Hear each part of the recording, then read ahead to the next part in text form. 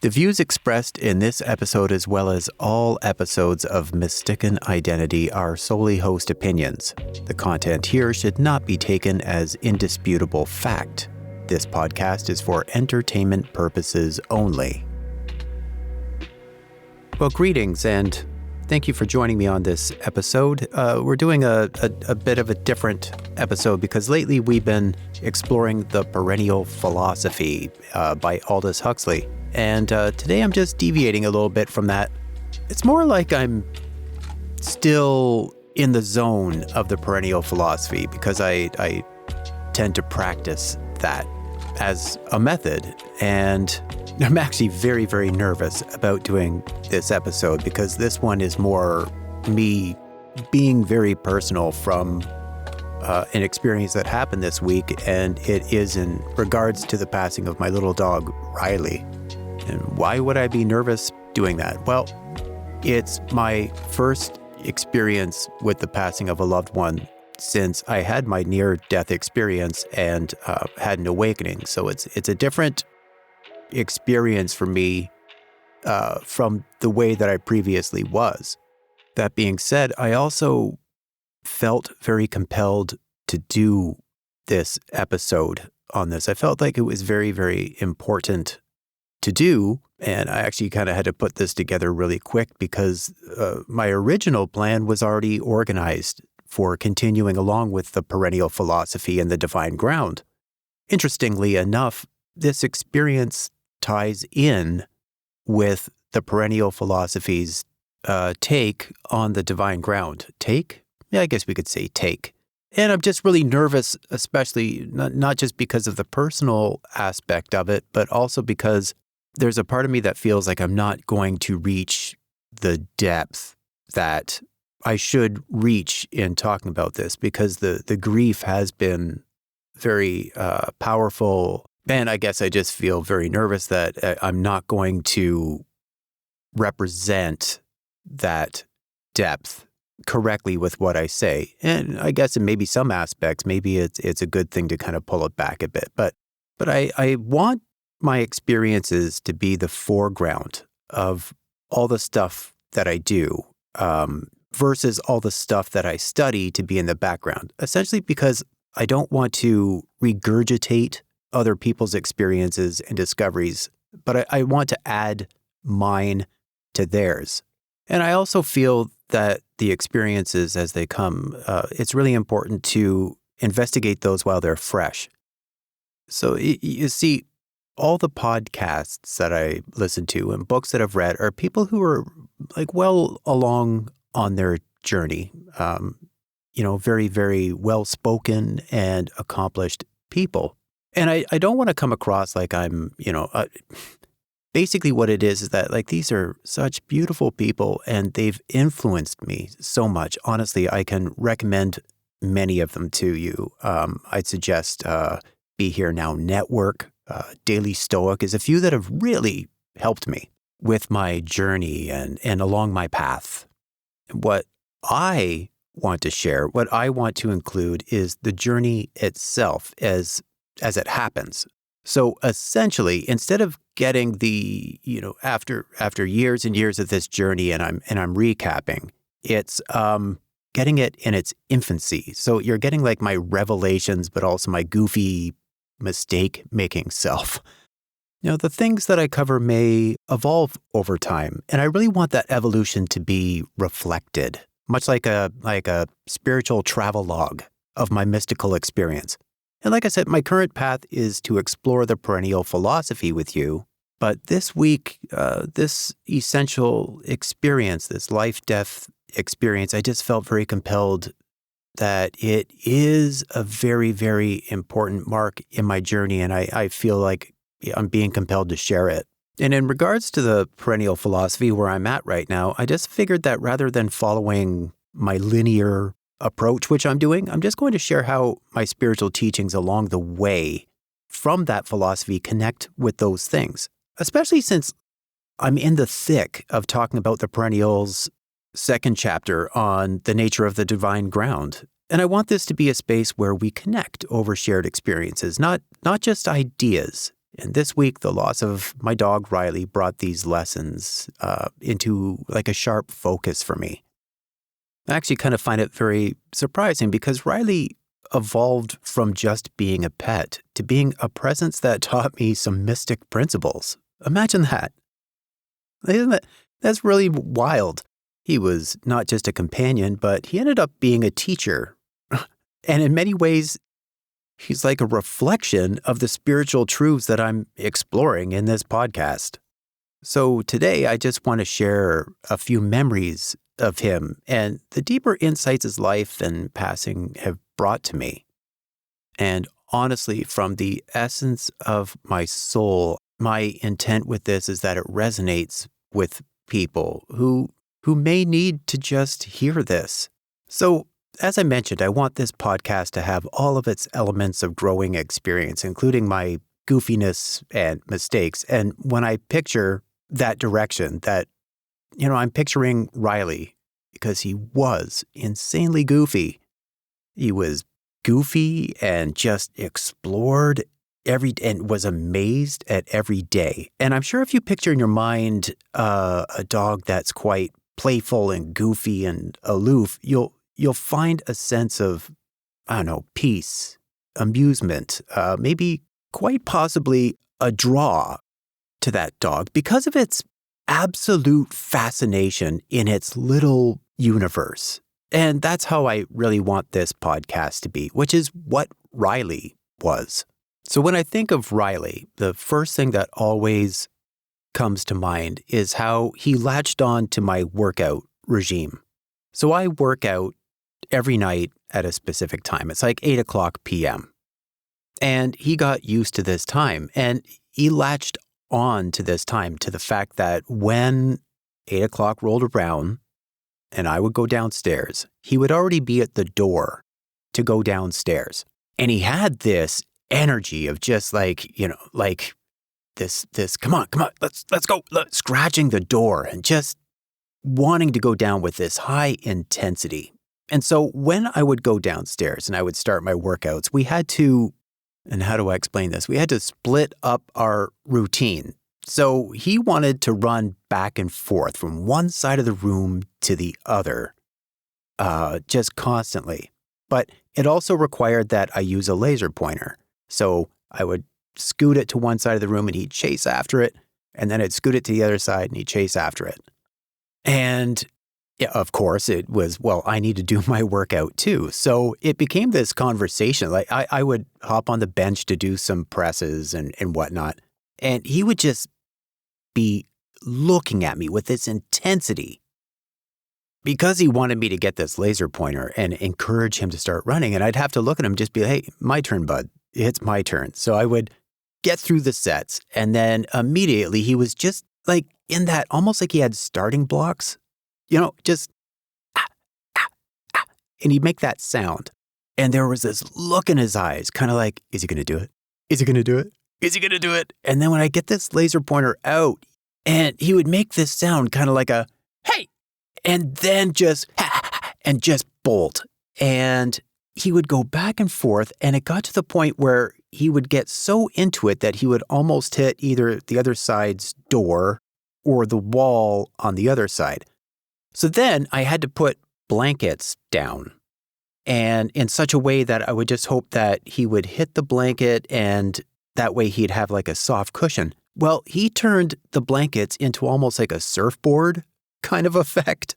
So when I would shoot the laser pointer over to that side, he would just give it. And when he approached the blanket, he'd do a slight jump onto the blanket and then surf the blanket into the wall. It was the craziest thing. And the look on his face was absolute bliss. It was so amazing. And when I say amazing, it's in the fact that sometimes my workouts would go, they were always in between an hour and 2 hours, typically like around an hour and a half. And for that entire time, he would constantly run back and forth doing cardio. I mean, this is the first dog I've ever had that I never had to take for a walk because he worked out indoors. And on nights, I think everybody's had those nights. I know, I'll admit, I have those nights where I'm just not feeling it. I didn't want to work out necessarily, which would bring out another really endearing quirk about Riley. I don't know where he picked this up. And for this, there was something I forgot to mention, is that Riley was a wiener dog, a dachshund. So he had like a long back. But he managed to do this thing where he would sit up like a prairie dog and just let his, exactly, if you look up a picture of a prairie dog doing its little thing, he would do that, and it could stretch for 5 to 10 minutes that he would hold that pose. And he would only do this pose when he wanted your attention or he wanted something. And it was his way of just kind of, I'm not going to stop doing this until I get what I want. And it was the cutest thing. So he would maintain this position of this prairie dog kind of thing. And then he would just do these very quick breaths, while he was staring at you. And like I said, he could hold this for 5 to 10 minutes, just staring, waiting for you to do something, waiting for you to cave. There were times where he wanted something, and he would do this prairie dog thing just on the verge of my peripheral vision. So I'd be working at my computer, for example, and there would be this uneasy feeling that I was being watched. And I could slowly turn my head to the side, and there he was, and who knows how long he'd been prairie dog sitting, and doing this, just staring, waiting for something. And it was just, you knew that there was a presence and it needed something. It was so funny and it was so endearing. Well, I'm explaining that because on these nights that I didn't want to work out, and it was 8 o'clock, all of a sudden, and you'd look and there was this prairie dog thing, and it was absolutely with the intent of, I'm not going to stop doing this until you get yourself downstairs and start working out. So I would, okay. And at that, hey, and he would just get, so I'm going to the door and scratch it. And then we'd go downstairs and he would continue urging me on to do these workouts. And honestly, I've told people over the years that he is literally the best personal trainer / motivational coach that I've ever had in my life.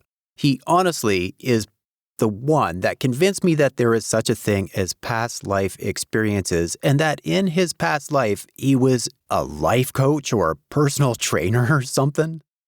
And, looking back on fondness with this, and I can't help but look back on fondness with this, it just reminds me how much he loved living in the moment.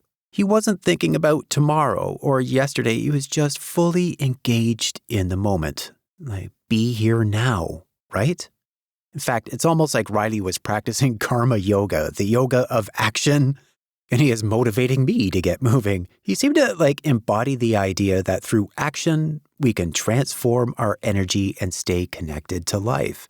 It's a reminder that sometimes we just need a little nudge. And in my case, Riley was my personal karma yoga instructor, keeping me accountable in a way. And as I look back, there was a moment, this went on for years, but there was a moment when I went down with our regular schedule, regular routine, 8 o'clock. And with the first laser pointer thing, the pace wasn't quite, energetic like it used to be. But it was there. And I started just feeling, okay, maybe he's having an off day. Well, there was a second pass, which got a little slower. And then the third pass was just a trot. And I went to do a set. And when I was done, he had his front paws on the steps because he wanted to go upstairs instead. Fair enough. Maybe this was his time to not be feeling it. So the next night when I went to work out, I took him down again and the same thing repeated. And it became evident that this activity was just a little much, that he was starting to kind of wind down a little bit. So, I took him upstairs and then I came back downstairs to complete my workout. And before I did, I just sat on my workout bench and I just realized, okay, this is the first indication that you're having that we've entered this point where I'm going to start noticing some signs of, lesser activity, slowing down. And, I remember thinking to myself, this is why you don't get attached. This is why you don't get attached, because now this has started to foreshadow grief and you don't want that. But then another part of me said, no, this is what this is all about. You got to get involved in this. And it's robbery to deny this being absolute love and appreciation. And this is what I'm in here for. This is the journey, the wonderful workouts, but also the journey of the slowing down. I'm in this and I'm part of that journey. And I knew that there would be a time where I was needed for that part of the journey, that decline. And that realization happened before my near-death experience. And I was a very different person back then. I'll get into that in a bit. But since then, I'm really glad that even in those days, I had that consciousness to realize that my interaction is going to be really important to Riley's journey through his experience as well. And now, looking back, the experience reminded me that, everything, even the things we cherish, will eventually return to the divine ground. It's part of the natural flow of life. There's something profound in learning to accept this and embracing the moments we have while they're here, knowing that they're part of like a larger cycle. Riley taught me that even in the slowing down, there's still beauty and presence. He was just showing me how to live in the moment, even as he was beginning his journey of returning to the divine ground. And there was a part of me that I didn't know if he was aware of it or if it was just kind of, I don't feel like this anymore.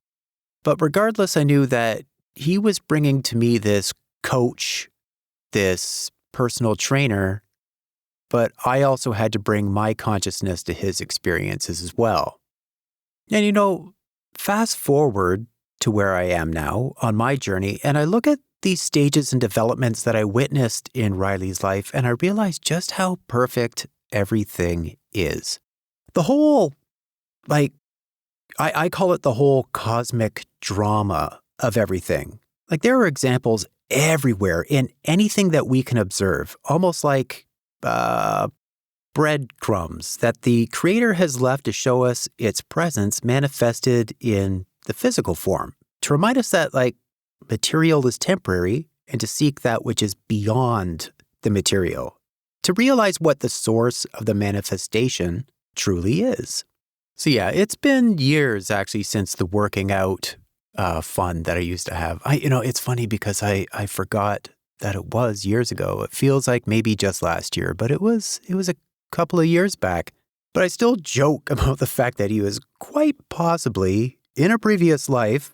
I don't know. I picture him being like an enlightened being trapped in the body of like an event planner or physical trainer. And this was the last part of his journey to fulfill enlightenment. He was demonstrating complete bliss. I just loved his blissful moments, just trapped within this imaginary world. I don't know what it was. And, I look at this now and I realize he was just pulling me out of my day. You know what I mean? Like, you ever have that thing where maybe something or some things happen in your day and you come home and it keeps recycling in your head? It happens to me. Sometimes there are moments where it's like, oh, I should have said blah, blah, blah, or I should have done, and ultimately I realized that I shouldn't look back and say I should have, things happened the way they should have happened. It's isness. That's the way it should have happened. But getting back to the fact that there'd be sometimes I'd come home and there'd be a lingering event or a scene that would just keep replaying in my head. And Riley just had this way of shaking me out of it and just pulling me out of that, putting me in the moment, and having me do something healthy and constructive with a little bit of weird bliss thrown in to just show me ridiculousness. And I loved it. I so loved it. And the funny thing about that workout routine was that even though he didn't want to work out anymore, he still wanted to continue that running event upstairs. So when I was done and I would come upstairs and it was time to just relax at my computer, all of a sudden I would feel that. And there he was doing the prairie dog thing, and I'd have to get the laser pointer, at which point he would do that sound, which was almost like a, oh my God, and he's doing it, he's getting it. And there he'd go, and he would just run through the hall and back to my room. And if I forgot the laser pointer, it was the prairie dog thing all over again. So there was this other thing that he would do, and I call it the weird Riley, but it was so endearing. I loved it so much. He would come up with these activities, I think, or like imaginary scenarios. And it's really hard to describe without showing visuals, but it was like he would zone in on the floor, almost like there was a being on the floor, like a playmate on the floor, but it was in spirit form. So, I mean, to anybody looking, nothing was there. To him, there was something there, and he would hover above it and stare down at it with his ears just flopping down.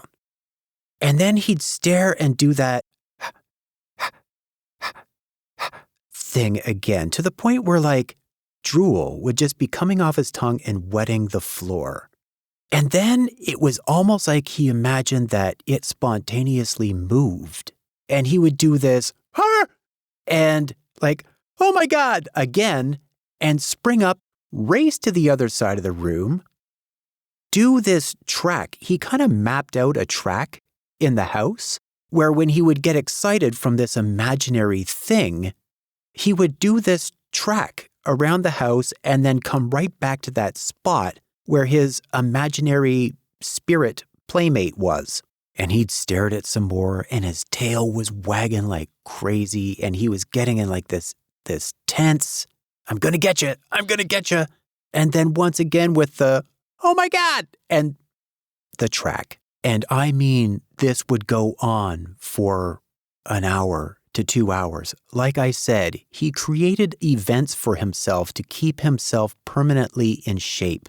This is the most fit dog I have ever had in my existence, and I didn't need to encourage him to do anything. It was so cool. The best part of this was when we would have guests come over, because you'd be sitting there in the living room having a conversation with people, and they'd be engaged in conversation. All the while, Riley shows up in mid-room and starts doing this pretend play. And you could see this repeated so many times, it became almost like a game, like a thing, because you'd be in a conversation with your guest, and you could see their eyes slowly coming off of you and slowly shifting off to the side because Riley got their attention. And the best parts were when the person was actually talking, and then slowly they would just start drifting off because they were so invested in what he was doing. It was interesting. It was attention grabbing. It was so fascinating. It was amazing. We had a few friends that said, oh, I think you can get medication for that. And my spouse and I would say, why? He's not hurting anybody. He's living this fit, healthy, imaginary blissfulness. I mean, what more could you want? It was amazing. And I loved his weirdness. I loved that weirdness. And I had no problem with just letting him do it because it was so endearing to me. And even in those times, there was something in my mind that said, really, really pay attention. Let this soak in. Because there will come a day when this is missing, and you're going to want to look back and have those really, really defined memories. And you know, as a side note, I haven't thought about that weird thing that he did or talked about it in quite some time now. It's as he slowed down, the weirdness started to vanish. And My goodness, I forgot how much I loved that bizarre performance he would put on. The cool thing, he got known for it. And it was so amazing to see it. I even remember having times where I wished I could just spend some time in his head for a bit. I wanted to live alongside his consciousness. Just see what he was thinking. I think it's fascinating. And, I can't help, especially tying in with the perennial philosophy, how much his activity and the way that he blessed my life was like a reflection of the Bhagavad Gita in chapter 3, where it talks about selfless service. And I just want to read a portion of it. And this is where Krishna is responding to Arjuna. And it just says, "At the beginning of time, I declared 2 paths for the pure heart." Pure heart. Yeah, that would describe him.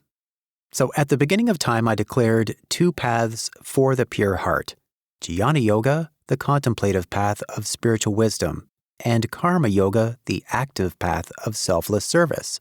One who shirks action does not attain freedom. No one can gain freedom by abstaining from work. Indeed, there is no one who rests for even an instant. All creatures are driven to action by their own nature. Those who abstain from action while allowing the mind to dwell on sensual pleasure cannot be called sincere spiritual aspirants, but they excel who control their senses through the mind, using them for selfless service. Fulfill all your duties. Action is better than inaction. Even to maintain your body, Arjuna, you are obliged to act. Selfless action imprisons the world. Act selflessly, without any thought of personal profit. At the beginning, mankind and the obligation of selfless service were created together. Through selfless service, you will always be fruitful and find the fulfillment of your desires. This is the promise of the Creator. Every selfless act, Arjuna, is born from Brahman, the eternal, infinite Godhead. Brahman is present in every act of service. All life turns on this law, O Arjuna. Those who violate it, indulging in the senses for their own pleasure and ignoring the needs of others, have wasted their life. But those who realize the self are always satisfied. Having found the source of joy and fulfillment, they no longer seek happiness from the external world. They have nothing to gain or lose by any action. Neither people nor things can affect their security. Strive constantly to serve the welfare of the world. By devotion to selfless work, one attains the supreme goal of life. Do your work with the welfare of others always in mind. It was by such work that Janaka attained perfection. Others, too, have followed this path. And so what Riley did for me, in my experience, was selfless service. And the Bhagavad Gita's teachings on selfless service, or Karma Yoga, emphasize acting without attachment to the outcome, and Riley's unconditional love and joy in the moment embodied that spirit. To me, pets, like Riley, live and act purely, without expecting anything in return, and to me, it's a perfect reflection of the Gita's message of selfless service. I guess to take that even further is the Bhagavad Gita teaches that through selfless action, we can transcend the ego and connect with the divine ground. Now, I can't speak much on an animal's ego. I tend to think that that's just a human thing. But, Riley's life showed me that this isn't just a lofty spiritual goal. It's something that can be lived out in the simplest of ways, even by a pet. By embracing love, presence, and service, we can all participate in that same divine connection, just as Riley did, day in and day out. As I've been going through some of these memories, it's been really good. I don't like living in the past, but I feel like the past shouldn't be clung to, but elements of our past we should keep as a resource, like a library. Little markers that we can kind of gauge ourselves on, if that makes any sense. And as I think about it, I've been a companion on the decline side of things for so long that I've almost forgot about those high energy moments, those insane moments. They were so cool. And I got to experience that. I got to share in that.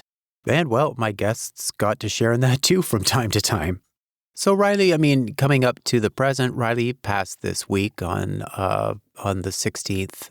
And we had been aware that it was about to happen.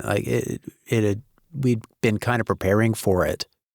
It all started, we were aware when the activity got less, but then as things started to decline and his energy levels and his ambition to do things started to decline, it became quite obvious that we were going to reach that point.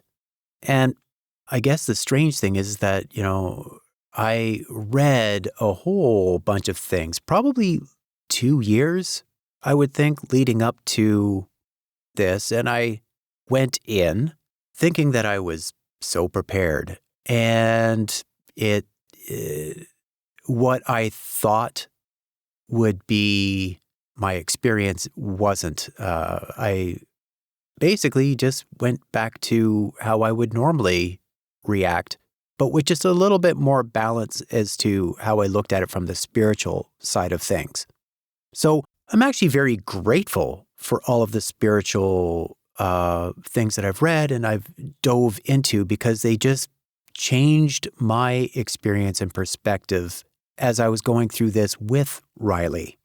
Because Riley died naturally in our house, which meant a lot to me because he was surrounded by familiarity and loved ones and warm pets and kisses and calm words. It was very nice. He had a blanket that I've got set up in my office right at the spot where he would do that prairie dog thing just to get my attention. So I figured that was a very, very important spot, which I had a connection to and where I felt like his presence was there. And after a day or so of grieving and heavy weeping, I had to look down at the blanket. I know this is going to sound really strange to some, but I just talked to his spirit, which I felt was there at his spot, that blanket. And it felt like a spot that we could agree was our little spot to interact with each other. And so, like I said, this might sound strange, but yeah, I just talked to Riley's spirit in that spot. In that moment, and this is where the perennial philosophy and my studying on spirituality started to really come to the surface. And it was when as I was talking to the spirit form, I realized that what I was grieving was his physical form, and that all the characteristics about Riley that I truly loved didn't have form. And this is the part where at the beginning when I said, I'm kind of nervous about this because I don't really know if I know how to explain this perspective. Or what I felt was a revelation as to what was happening at that moment. Because the things that I truly loved about Riley was just simply animated through his form as I interacted with, my sensory objects. And I know that sounds really technical, but it kind of is. Now, those have so much value as well. So much. Like his soft fur. It was so soft. It was like velvet. It was just amazingly soft, and it maintained itself that way.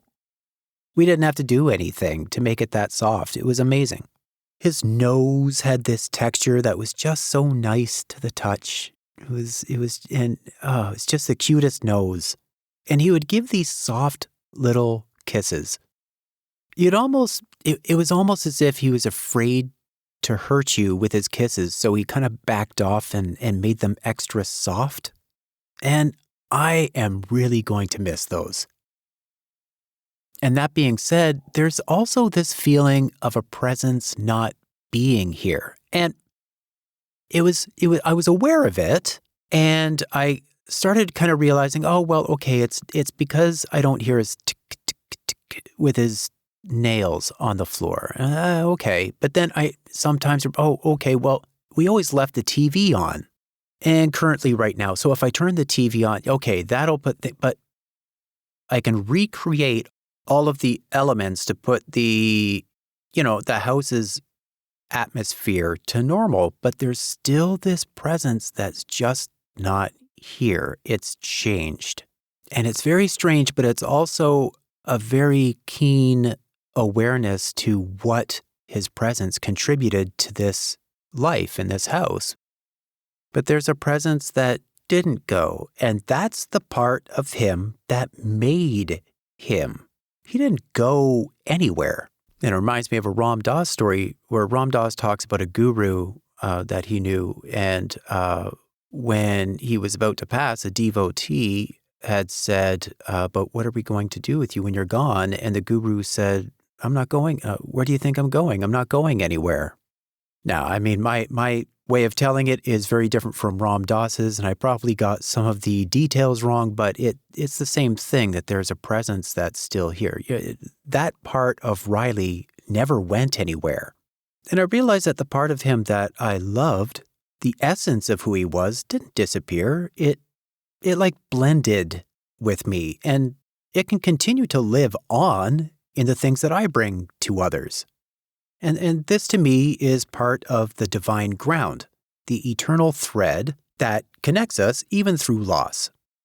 As I meditated about this portion for the podcast last night, a thought came to me, and it was a verse in the Bible that I haven't thought of in so long. Like, I believe I haven't really thought about this since my childhood. And it's Hebrews 13:2. And like I said, this just came to mind without any provocation. Hebrews 13:2.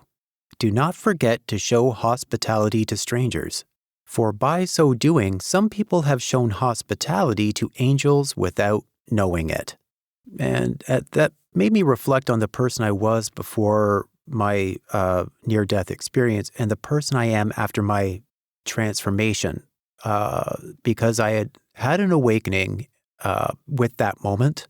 And since then, it became very clear that I had started, a new path on seeking enlightenment. And what that really means for me is that the old self died and the new self was born again, or born anew.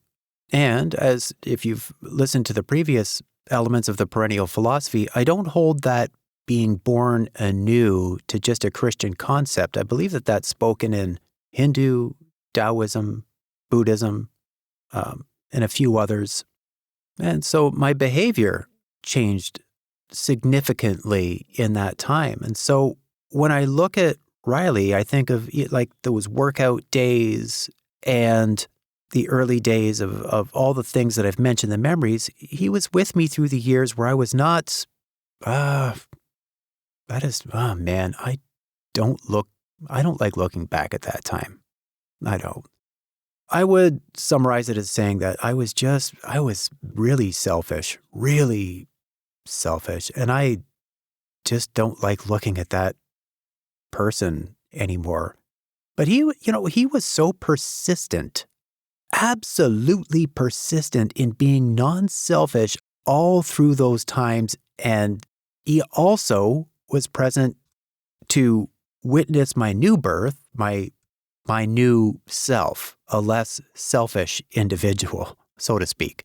And it's almost like he saw that I saw the light, so to speak, and reached a point where he knew, it was almost like he knew, all right, I've checked him out for a couple of years, and from here on, he's going to be okay. And it felt like as his last little bit of just letting himself shut down physically, it was like he said, well, my work is done here, so I'm just going to return home now. Which makes me think, I don't know if anybody else watched this show, but there was this show called The Littlest Hobo, in the 80s, I believe. And it had that kind of feel. This German Shepherd would show up on the scene and help somebody out with their problems. And once everything was cool, it would just head on down the road and be on to another mission. Which really, with this thought that came to mind, the thought came, why can't angels come in the form of a pet? Think about this for a second. Why not? Why couldn't that happen? And just as a side note, like I said, this podcast is never to convert anybody or change anything. So if you don't see it that way, that's fine. You don't have to. All I'm asking is just, why not? Why couldn't an angel take the form or manifest itself in a pet? I mean, has anyone ever experienced for themselves or seen a story where there was an animal-human interaction that just felt a little extra special? And by that, I mean, I've seen movies and I've read books and I've seen stories. And in my experience, I've had a few experiences and I've known friends who had a pet come along at just the right time. And it's not just that the pet came along, it's the pet fulfilled the needs of that individual specifically at the right time, the right place. And that individual also, it was like a feedback loop. That individual gave the pet what it needed to fulfill itself. I love those stories. I cry and weep at those stories. And so I have to imagine that these stories have to come from somewhere. Something to think about. I mean, even in the Bible, in Numbers 22, there's a story about God using a donkey and speaking through the donkey to Balaam. And this gives me peace because it reminds me that, we're surrounded by the divine presence in many forms, which is what the perennial philosophy highlights through the divine ground. Riley's life and his actions, well, they mirrored so much of what I've come to understand about selfless service and spiritual purpose. And I guess, whether you believe in angels or not, there's something powerful in the idea that our pets are more than just animals. They're teachers, reminders of the divine ground, and perhaps, even messengers of a higher purpose. So then the obvious thought came to mind. So if I'm aware that much of my clinginess, quote unquote, was connected to the physical form and the animation of that form, technically speaking, and I'm aware that the thing that made Riley was still alive, then why am I crying? Right? Right? If I logically can look at these elements and put them together, why am I crying? Like weeping. And I mean weeping. There was one point where I was weeping so hard that I thought my face was going to tear away from my head. Has anyone ever had this? I can't be the only one that's experienced this intensity. Like the pressure, it felt like the pressure behind the intensity, literally, I thought my face was going to rip from my head.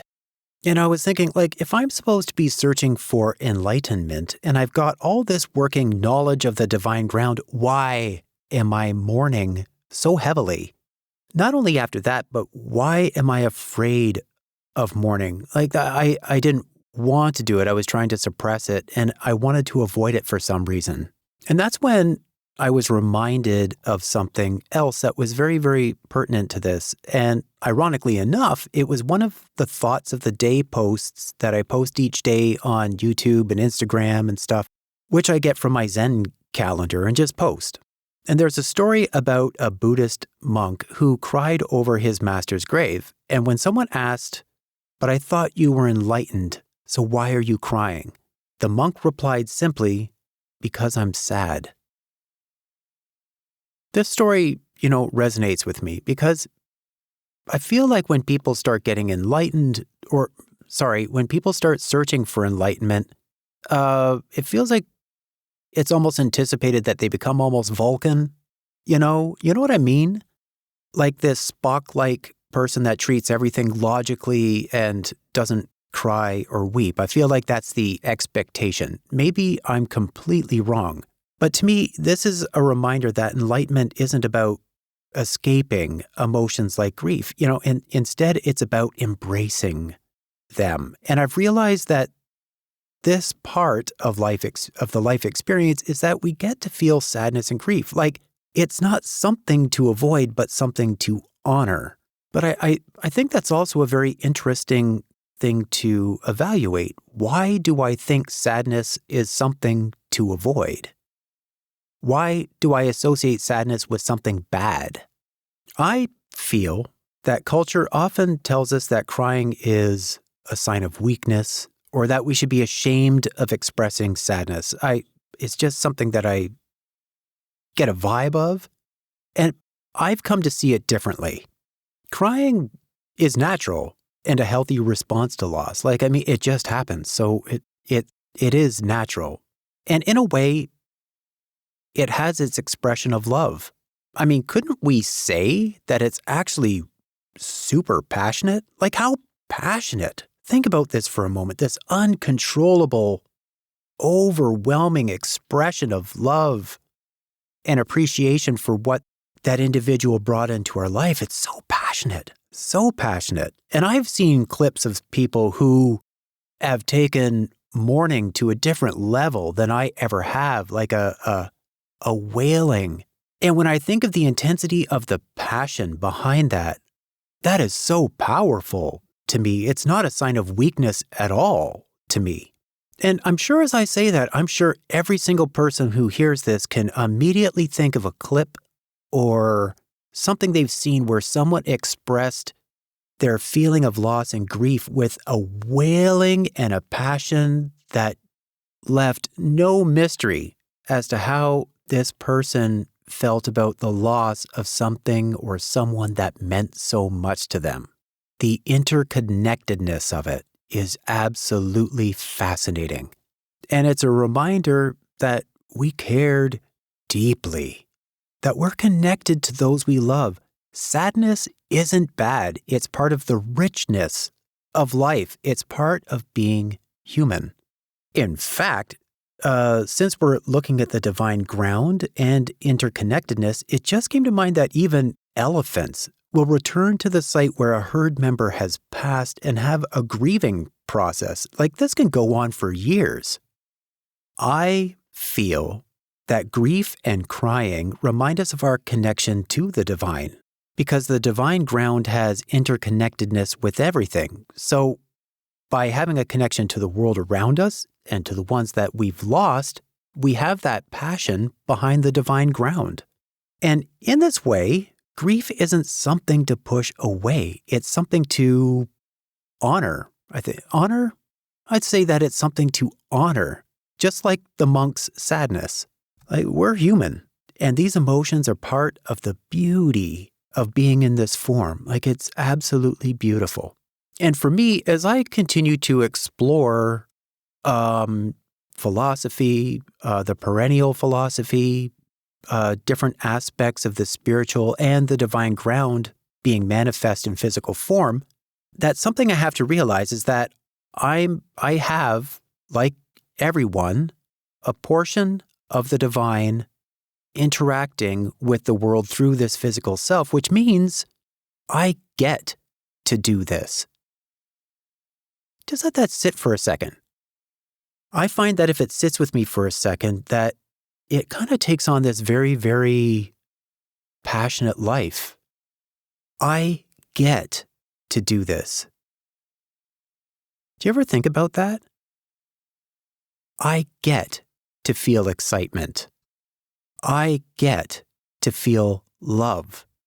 I get to feel bliss. And I get to feel grief and express loss through this passionate form. And this is one of those things where I really don't know if I can explain how I feel about the fact that I get to experience this. Anyway, I'm sorry, I've probably gone too long, and I would just love to keep talking about Riley's life and what it meant to me and have other examples. And as I reflect on Riley's life, I've come to realize that he was more than just a pet. You know what I mean? Even as I go through all of this for the podcast, okay, I think he was a guide. In a way, he was a teacher. Apparently a personal trainer or event planner, and perhaps even a messenger of the divine. It's a pretty good list. His selfless service, unconditional love, and having that present moment thinking taught me like spiritual lessons that mirror the deepest truths of the perennial philosophy, which we've been going through. And whether through his joyful insistence, blissful insistence that I work out, or his simple companionship, Riley reminded me to live fully, to embrace life blissfully without attachment, and to find peace in the present moment. And, also, it's okay to be weird. The weirdness of Riley is one of the things that made him so endearing, like not just to me, to so many other people. Like, do you know how many people I've had over the years who haven't seen Riley for a while say, oh, does he still do that thing? Oh, yeah. And it brings a smile to people's faces. So I love weird. It's okay to be weird. To me, in many ways, Riley embodied the teachings of karma yoga, the selfless service described in the Bhagavad Gita, which I read. He lived without expecting anything in return, offered his love and loyalty simply because, well, that's what he did. Just a lot, overwhelming. And this type of service is something that, we often forget in our fast-paced world, right? I think. But Riley lived it naturally, in my opinion. What helps with the loss of Riley is that I've come to see that everything returns to the divine ground. Like our loved ones, ourselves, I'm going to someday, and even our pets. But, through my grief, what matters most, I think, is that not the physical form we cling to, but the essence, like the spirit that never fades, the eternal part.